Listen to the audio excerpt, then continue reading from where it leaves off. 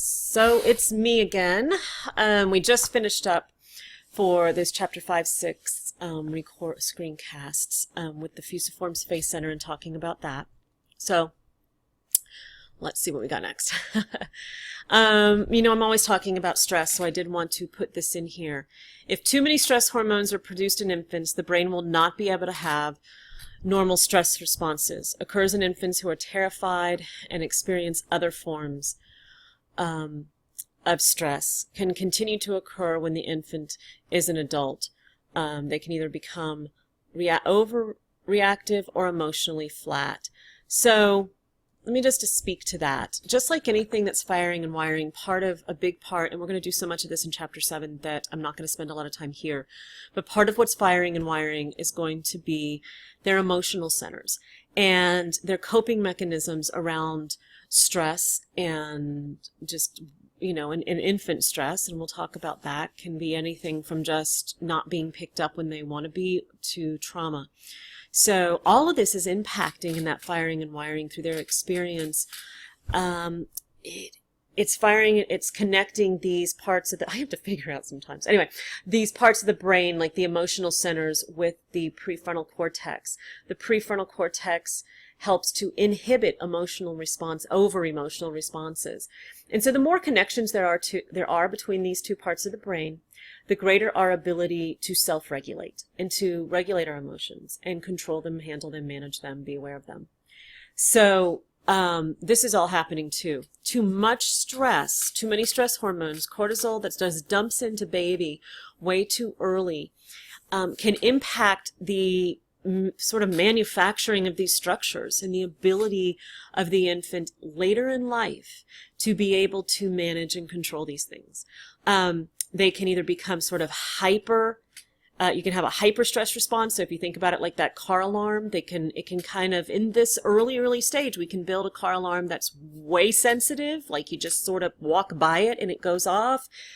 Or a stress response that you can like shove against it and it just never goes off. Almost a broken stress response completely. So one that's almost working too well and one that doesn't work at all. So that can be the person who's like hyper reactive to stress or completely affectively flat. So there's a lot that can go on in this time period as far as stress is concerned. So whether you're online or ground, if you want to watch this little video which talks about toxic stress in children, you can do that. It's very short. Okay, the next thing I'm going to cover in this chapter 5 area is sleep. Because I'm going to cover sleep a little bit more than it does in the book.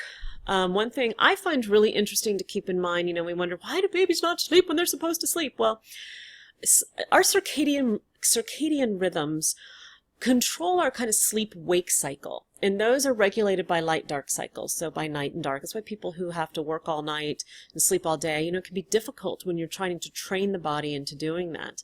People that live in places that it's 24 hours of light or 24 hours of dark at certain times of the year have to train the body and find ways to sort of trick the body into believing it's light or dark.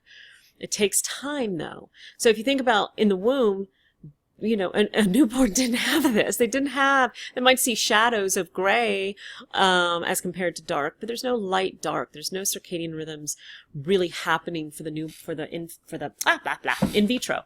So when they come out, it takes a while for these circadian rhythms to come online. So this results in these irregular sleep cycles. An average newborn, 15 to 17 hours, if you're lucky. Not all, again, norms. By age 2, supposedly, not mine. If you'll notice a lot of times when I'm talking about these norms, my child was so not a norm baby that you'll hear me laugh.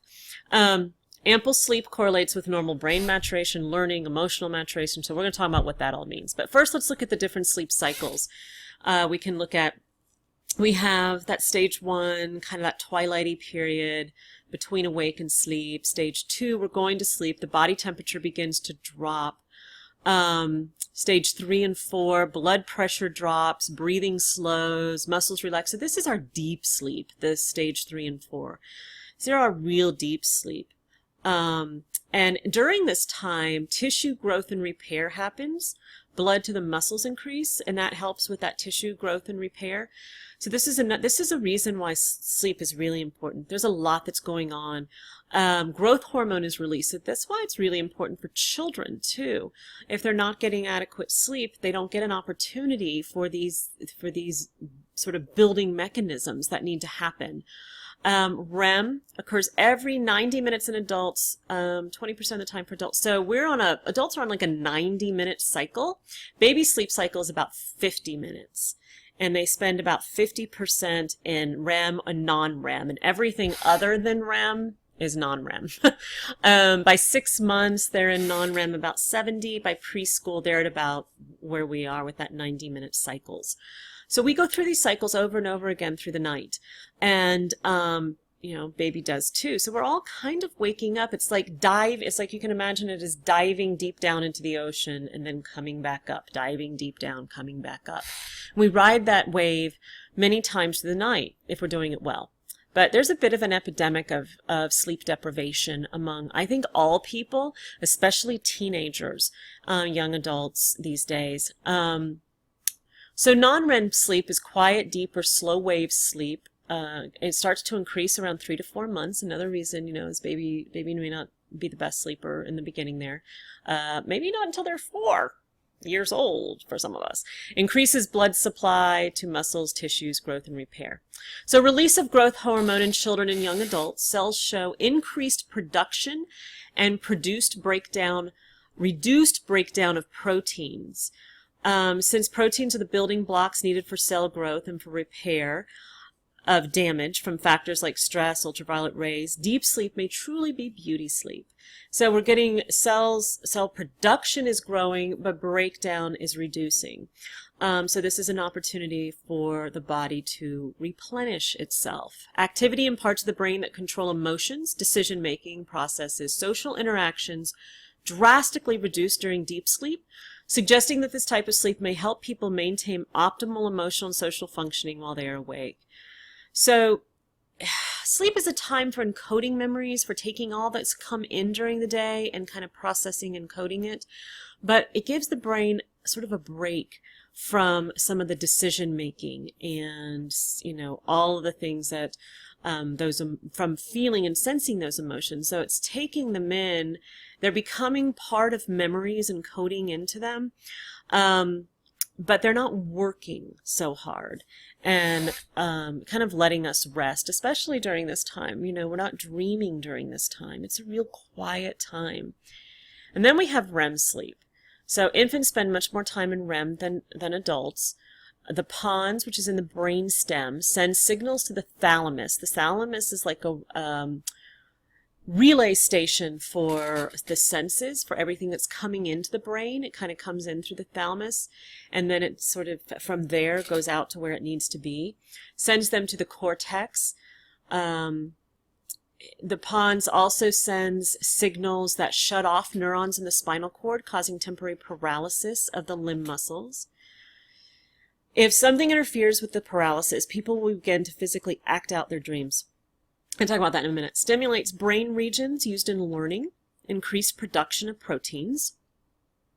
And people taught a skill and then deprived of non-REM sleep could recall what they had learned, while people deprived of REM sleep could not. So again, they're finding that both in REM and non-REM, though, memories are being encoded, learning is being encoded. And so sometimes when somebody says, I've been studying, I just can't remember, and we say sleep on it, that might be a really good idea, because a lot of what's brought in during the day is encoded and really registered at night during sleep. And if we don't get that sleep, that's why our memory can start to we can't remember what we're doing in a room we walk into sometimes if we're really sleep deprived. We can't remember our names, much else. Dreams, some believe, are the brain's attempt to find meaning in the random signals that it receives during REM sleep.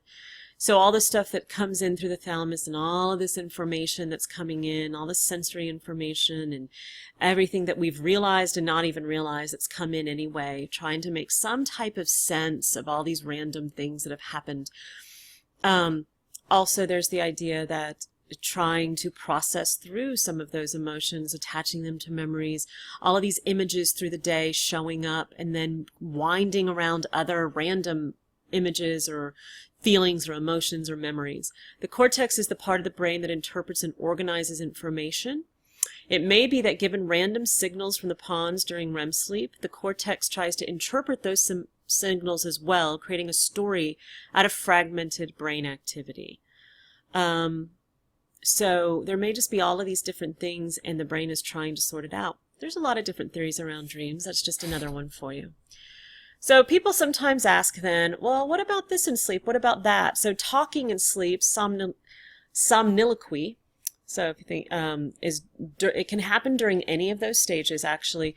More gibberish, the deeper the sleep. So it may just be like mumbling things that can't be worked out if we're in really deep sleep. The more if we're in REM sleep or coming out of sleep, it may have more clarity, greater clarity, be part of the story that we're dreaming. Who knows? More often males and children. Sleep deprivation, alcohol, drugs, stress can also create more potential for this. You can look up that if you're interested in that topic more. Sleepwalking, somnambulism, most often during non-REM sleep, because if you remember during REM sleep, there's that paralysis that takes place. The pons shuts off neurons in the spinal cord. So unless there's a problem, a disorder for sleep, then this most often happens in non-REM sleep, actually, even though we seem to be really deep in sleep. That's why we don't remember it. We most often in children ages 5 through 12 seems to run in families. I've seen that. My brother did some sleepwalking. My son does a lot of sleep talking, as does my husband. So those are a couple of things and when they might happen. REM behavior disorder is, again, that time when we act out dreams. Might even hit, walk, might even go make yourself a sandwich, do things that you would do during the day. And my poor sister-in-law got punched in the eye when my brother was dreaming about being in a fight. And he's not a fighter. I don't know where this came from, but he was dreaming about being in a fight, and she tried to wake him, and he punched her. He was not awake. He did not see it. But that's why you have to be really careful with people who are doing this. You don't mess with them. As with disorders like narcolepsy, where we fall asleep just at any moment, distinctions, they believe that maybe what happens is that distinctions between these different sleep states sort of breaks down and they begin to sort of invade upon one another. And so they don't act the way they're supposed to, but they get qualities of other sleep states. So co-sleeping, just something that comes up in the chapter, the custom of parents and children sleeping in the same room. We find this in more sort of interdependent cultures. So we're going to talk a lot about cultures in this class because it has a lot to do with how we see things. So I would say, there are certain cultures that just sort of a very big generalization, and I realize that. But in the West, seen as very independent, we strive for that independence and we can do it ourselves, and it's that pioneering kind of American spirit. But there are cultures that are more interdependent. I would say Asia, Africa, Latin America, these are more interdependent where it's, family or community first, not individual first. Pros and cons, whatever. I'm not talking pros and cons or judgments on that, but it's important to understand that a lot of times we have to be aware of the values of a culture to understand how they understand and what they do with these different traditions. And sleeping is one of them. It's becoming more popular in Western cultures, though. So you can think about for a minute what your experience was with co-sleeping. If you have children, or when you were a child, did you do it? Did you sleep with mom and dad? Would you let your kids sleep with you? And if you wouldn't, are you afraid of that sort of them becoming dependent quality? And if you would, is it because you value that interdependence? So there are a lot of ethnic variations in this, gene differences in different ethnic groups. Cultural patterns of child rearing affect sensation, perception, and motor skills. So talk a little bit about that later. But so basic infant care can differ by culture. So Kung mothers carry their babies all day long in leather slings and sleep next to them at night. Closeness makes it easy to soothe and within 10 seconds. They put extra emphasis on breastfeeding, give quick little feedings 3 to 4 times an hour. That's 50 to 100 times a day. So that's very cultural. And this information came from a psychologist who was studying like violence in cultures and so forth, and what the differences are in terms of maybe cultures who do a lot more of this. Is there less violence than there are in ones that don't do this? So, it's an interesting question. And in a very peaceful society. So kind of something to think on. Actually, I'm going to stop this one, and this will be your second of chapter 5-6.